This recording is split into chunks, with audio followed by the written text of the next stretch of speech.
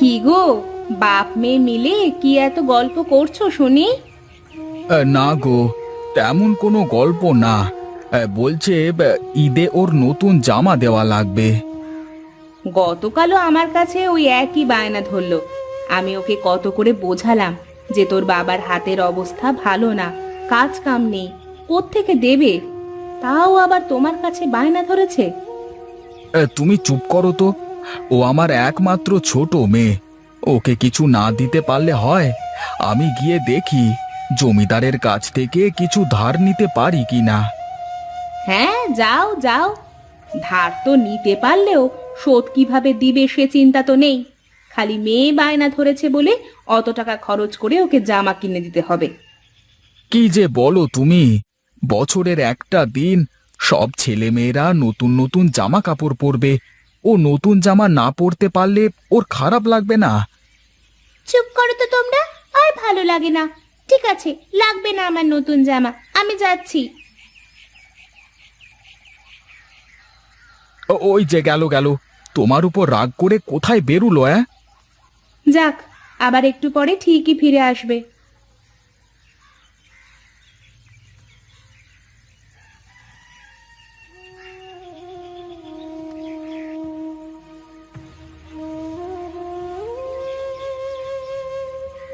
কিরে ছুটকি, এখানে এভাবে মন খারাপ করে বসে আছিস কেন? আজ যে খেলতেও আসলি না। না রে, আজ ভালো লাগছিল না, তাই আসিনি। কি হয়েছে, মন খারাপ তোর? কই, কিছু হয়নি তো। তাহলে এখানে এভাবে বসে আছিস কেন একা একা? বাড়িতে একা একা ভালো লাগছিল না, তাই এখানে একটু ঘুরতে এলাম। ঠিক আছে, থাক তাহলে।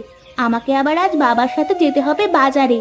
বাবা বলেছে আজ আমাদের ঈদের নতুন জামা কিনে দিবে। ঠিক আছে, যা তাহলে। তুই ঈদের নতুন জামা কিনবি না?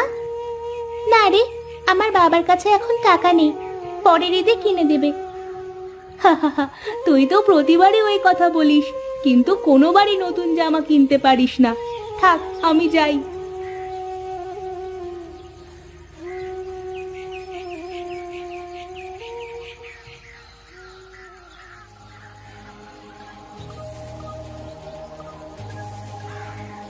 ওইখানে কি অমন চকচক করছে? গিয়ে দেখি তো কি। কি, এ তো একটা লিচুর চারা, কিন্তু এটা এভাবে চকচক করছে কেন? যাই হোক বাবা, এটা নিয়ে গিয়ে আমার বাড়িতে পুঁতে রাখি, যা হয় হবে।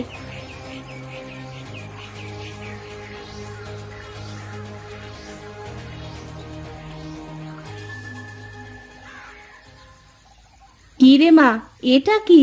কোথায় পেলি এটা? নদী থেকে বাড়ি ফেরার পথে একটা লিচু গাছের তলায় লিচুর চারাটা পেলাম। কিন্তু দেখো মা, এটা এভাবে চকচক করছে কেন? তার আমি কিভাবে বলবো রে মা, চারাটা দেখে খুব সুন্দর মনে হচ্ছে। যা, উঠানের এক কোণায় লাগিয়ে দে। চারাটা বড় হলেই বোঝা যাবে চারাটা কেন এত চকচক করছে। ঠিক আছে, আমি এক্ষুনি লাগাচ্ছি।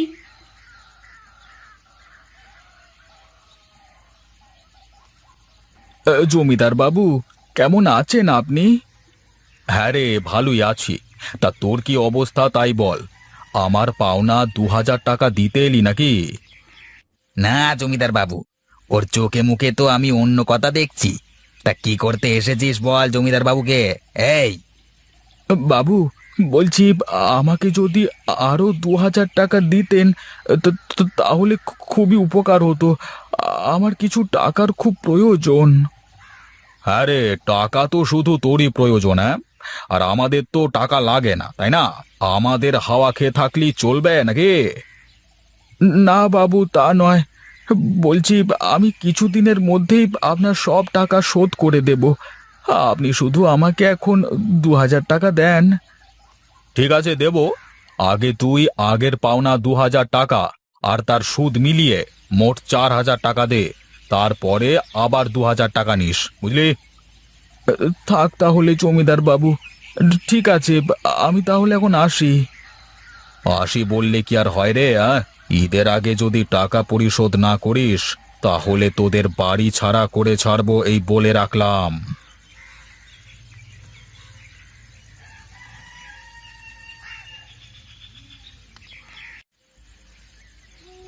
গো, তোমার এত মন খারাপ কেন? জমিদার বাবুর কাছ থেকে টাকা পাওনি, এতে এত মন খারাপের কি আছে? তা নয় গিন্নি, টাকার জন্য গিয়ে তো আর এক বিপদে পড়ে গেলাম। কেন গো, কি হয়েছে আবার? কোনো সমস্যা? জমিদার বাবু আগের যেই 2000 টাকা পেত, ওটাই এখন সুদে বেড়ে 4000 হয়েছে। বলেছে এই টাকা ঈদের আগে শোধ না করতে পারলে আমাদের বাড়ি ছাড়া করে দেবে। কি?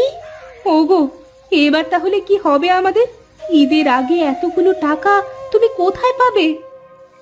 সেই চিন্তাই তো করছি গো গিন্নি। ঈদের আগে মেয়েকে একটা জামাও কিনে দিতে পারলাম না, আবার এদিকে জমিদার বাবুর বাড়ি ছাড়ার হুমকি। কি যে করি এখন। ঠিক আছে, থাকো তুমি, আমি বাজারের দিকে যাই, দেখি গিয়ে কোনো কাজ পাই নাকি। মুখে কিছু দিয়ে যাও, এভাবে খালি পেটে আর কতক্ষণ থাকবে? না গিন্নি, এরপরে আর আমার পেটে ভাত যাবে না। বাজারের দিকে গিয়ে যদি একটা কাজ পাই তাহলে চাল ডাল নিয়ে আসা যাবে। থাকো তুমি, আমি আসি।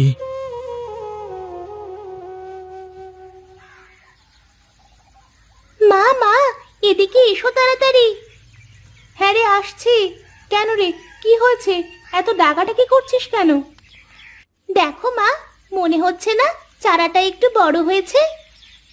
ধুর পাগল মেয়ে, লাগানোর সাথে সাথে কোনোদিন চারা বড় হয়ে যায়? ও তোর মনের ভুল। চারাটা দেখতে সুন্দর আর চকচক বলে তোর অমন মনে হচ্ছে।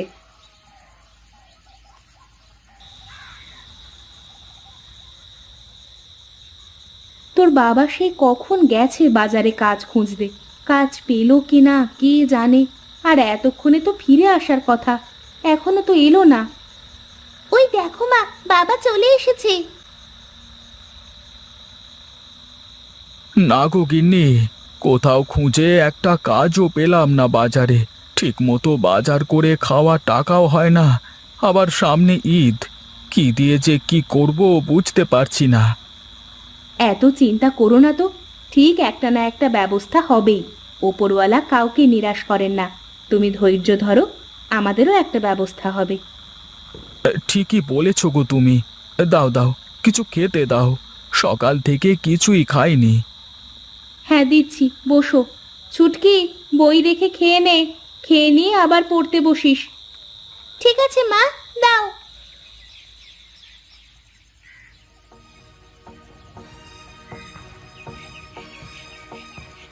মা, ও মা, বাবা, এদিকে এসো, তোমরা বাইরে এসো।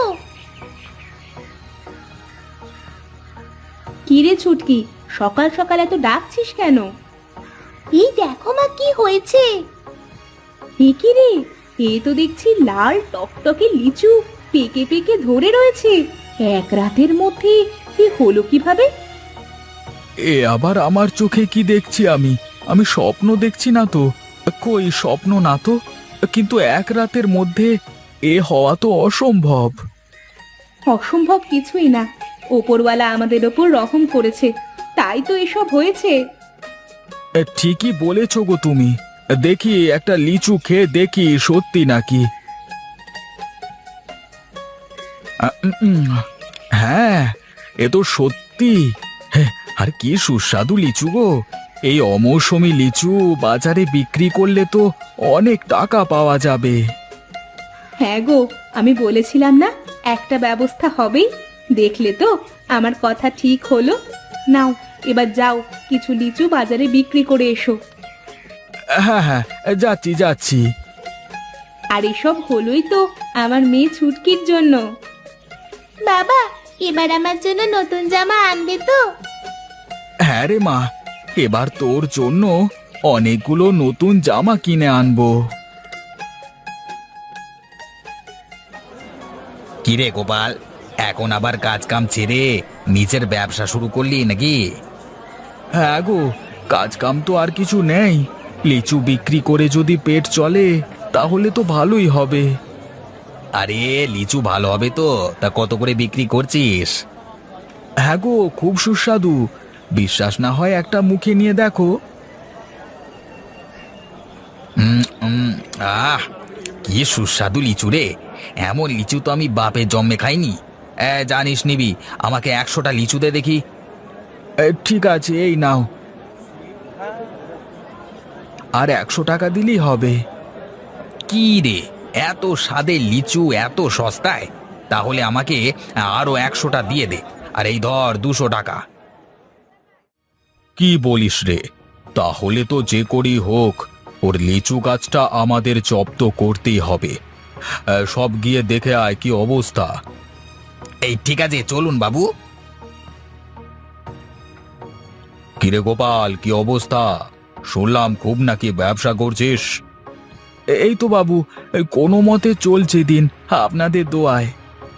হ্যাঁ রে, দোয়া তো অনেক করেছি। এবার তোর গাছটা আমাকে দিয়ে দে বাবা। এ কি বললেন আপনি বাবু? এই গাছ আপনাকে দেব কেন? আপনি যে টাকা পাবেন সে টাকা দিয়ে দিচ্ছি। না না, এখন আর এসব বললে তো হবে না বাবা। আরে টাকা দেওয়ার কথা ছিল অনেক আগেই। সে দিন তো অনেক আগেই পেরিয়ে গেছে। তোর আর কোনো কথাতে কাজ হবে না। দয়া করে আপনি আমারই সর্বনাশ করবেন না। আমি আপনার সব পাওনা টাকা শোধ করে দিচ্ছি।